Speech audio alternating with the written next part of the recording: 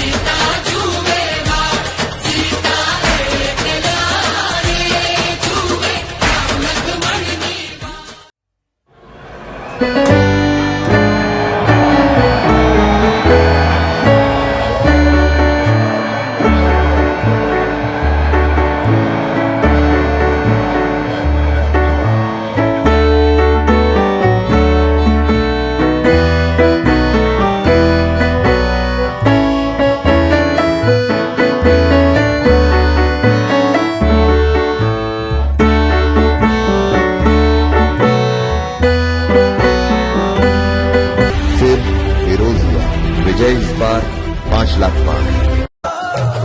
बारूद बदन बन जाए, इश्क बने चिंगारी, है एक हिंद का बेटा देखो सब पे भारी।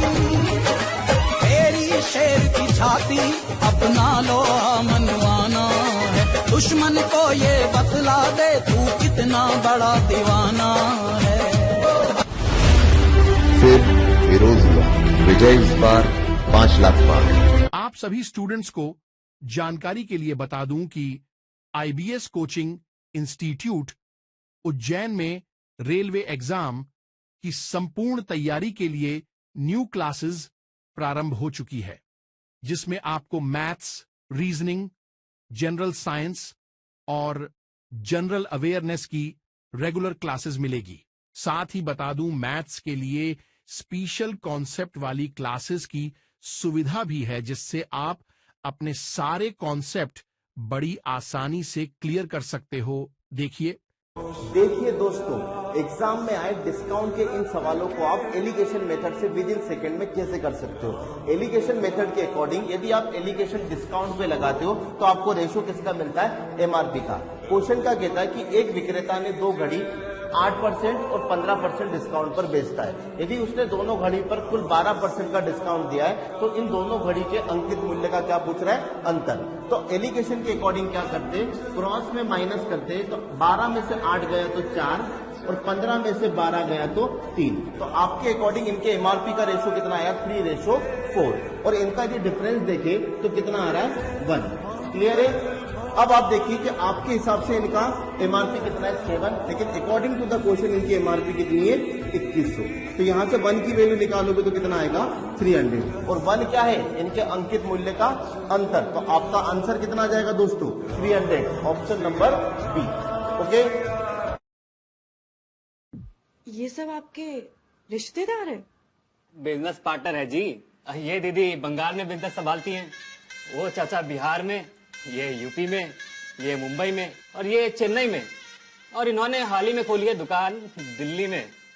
पूरे देश में बिजनेस फैला है जी, सब कमाते हैं और मेरी बात तो खाते हैं।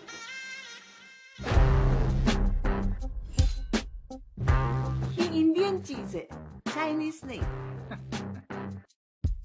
दूल्हे तो आप ही हो ना? और कौन होगा जी? देखिए, दादी का दिया हुआ सब कुछ है, सरनेम है, दौलत है, शोहरत है, इज्जत है, मतलब मिल जाएगी शादी के बाद जी। हेलो, दूल्हा कौन होगा ये डिसाइड नहीं हुआ है अब तक। दूल्हा हम बनेंगे, इज्जत की कोई कमी नहीं है। ए भाई, तुम तो रहने ही दो, हमारी दुकान इनसे काफी बड़ी है। दूल्हा तो हम ही बनेंगे, है ना पापा? पापा, पापा, सब बुर्बक, इसको तो हम बिहार में दूल्हा बना देंगे, लेकिन यहाँ पे दूल्हा हम ही बनेंगे। ओ काका, सारी शादियाँ क्या आपके ही घर में होगी क्या? और हम क्या यहाँ यूं ही दुकान खोल के बैठे हैं क्या? ओ भाई, पिछली बार भी किसी दूसरे की बारात में दूल्हा बन गए थे आप। इस बार आपकी दुकान भी आपके नाम से नहीं है। अरे रुको रुको रुको रुको, इसके बारे में हम बाद में बात करेंगे। मूल्यवान तो सोने की लंका भी थी, लेकिन अगर बात किसी की स्वतंत्रता की हो तो रावण का राज हो या ब्रिटिश राज, दहन तो होके रहेगा। तमाम महत्वपूर्ण खबरों के लिए देखते रहिए आज अभी तक न्यूज।